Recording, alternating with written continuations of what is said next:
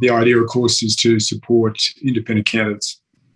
It's an initiative that I suppose Cathy McGowan first really developed, and then Helen Haynes and Sally Steggles run with a similar approach. And it's been very effective. And for some years now, I ran as a Green, then I ran as an independent in 2016. So some years I've been concerned that the political model that we have is just not fit for purpose in terms of the changes that we want.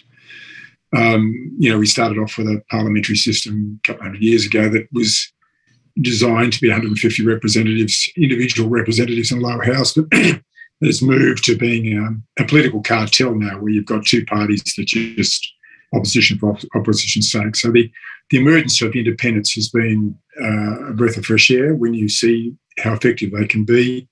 Rob Oakeshott, Simon Windsor, their campaign and their input in politics back in 2013 was remarkable in how much legislation got through and how effective they were.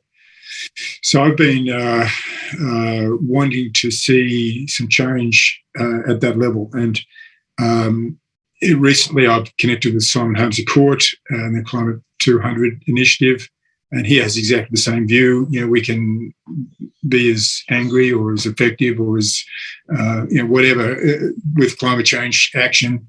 It doesn't make much difference once we get to the political level. And so there's got to be change at that level. So the Voices of Corangamite is like a grassroots organisation modelled on the other Voices for organisations across the country. The idea is that we restore a democracy that we deserve. We are not beholden to large companies that influence politics. We've got to make that change. Christiaan van Vuuren made this point pretty clearly in the documentary Big Deals. It's been made by many other people over the years, but it's very hard to get change from the top down. It's going to happen from the bottom up. So very much a grassroots campaign. And that said, once we develop that, we have a group of people that feel that they're connected and involved and part of this movement nationally. The next thing, and it's urgent at the moment for us because we've got a looming federal election, the next thing is to find a candidate.